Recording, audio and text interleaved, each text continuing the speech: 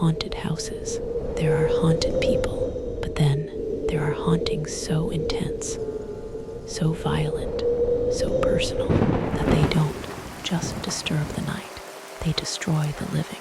This is the terrifying true story of the Bell Witch, an invisible entity that tormented an innocent family for years, that claimed to speak, strike, and even kill.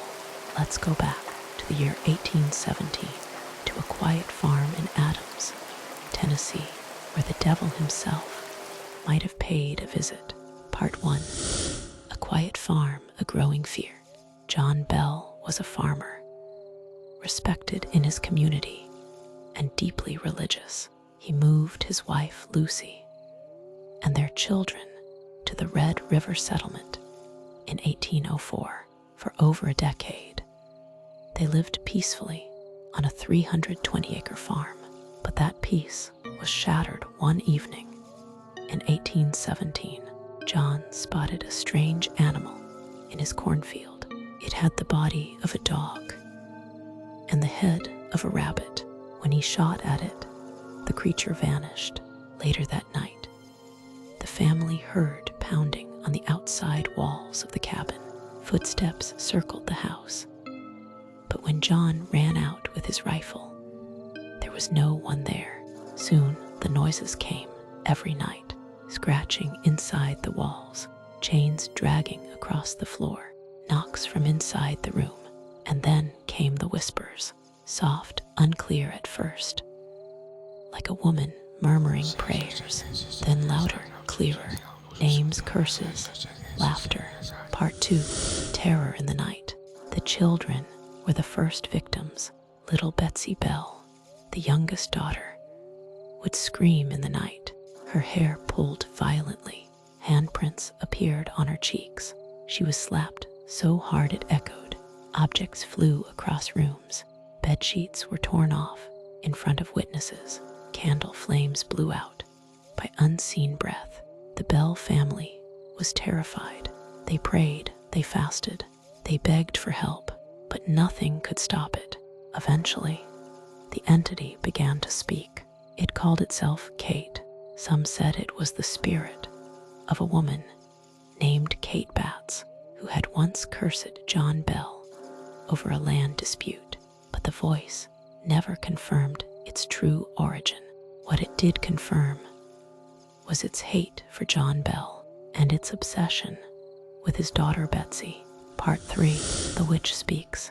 Kate could mimic voices, quote scripture, and carry on long conversations. She predicted deaths, exposed secrets, and laughed at prayers. She would sing hymns, then scream blasphemies. Visitors came from far and wide to witness it.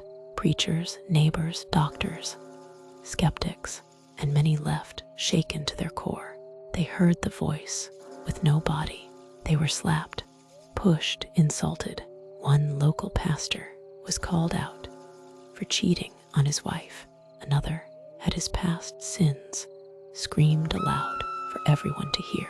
The entity wasn't just powerful, it was intelligent and cruel. Part 4. The President Visits. News of the Bell Witch reached all the way to Washington, and soon General Andrew Jackson, yes, the future U.S. president, decided to visit the Bell farm. He came with a team of men and horses. As their wagon approached the Bell property, the wheels suddenly froze, locked in place. No matter how hard they tried, the horses wouldn't move. Then a disembodied female voice echoed, "You may proceed, General, but I will see you again tonight." The wheels turned. The wagon moved again. That night, Jackson's men claimed they were beaten, slapped, and choked. One begged to leave. By morning, the entire group left without saying a word. Jackson later said, "I'd rather fight the British than face that witch again." Part 5. The slow death of John Bell. As the years went on, the Bell Witch's hatred for John Bell grew darker. She would call him an old jackass, a blight on humanity, and vowed to kill him. John began to suffer mysterious seizures. His body weakened. His mind became clouded. Doctors found no cause. One morning, in December 1820, John Bell was found unconscious. On the bedside table was a vial of black liquid that no one recognized. The witch's voice declared, "I gave all Jack a dose of what he needed. He's done for." John Bell died shortly after. At his funeral, people claimed to hear the witch laughing and singing joyfully. Even in death, she would not stop. Part 6. Betsy Bell's Torment. The spirit was obsessed with Betsy Bell, who was engaged to a local boy named Joshua Gardner. Whenever they met, the witch would scream obscenities. She would slap Betsy, pull her hair, and whisper horrifying threats in her ear. Eventually, Betsy broke off the engagement, unable to take the torment. Then suddenly, the spirit went quiet. In 1821, the witch announced she would leave, but return in 7 years. Part 7. The Return. In 1828, 7 years later, the Bell Witch returned, just as promised.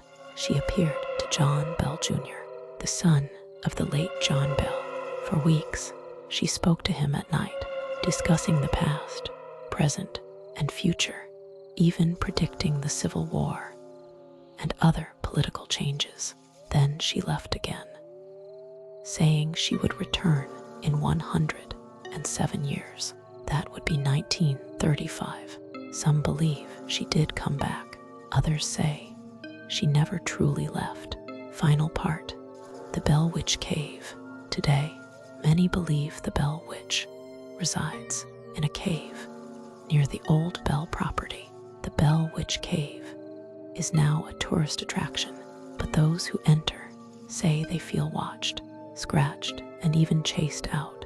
Visitors report voices whispering their names, cold hands grabbing their arms, shadows in photos that weren't there before. Some have collapsed, others refuse to ever return.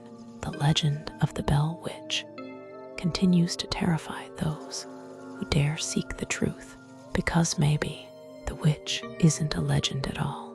Maybe she's still waiting. If you ever visit Adams, Tennessee, and the wind grows still, and you hear something calling your name in the dark, don't answer, because she's still listening.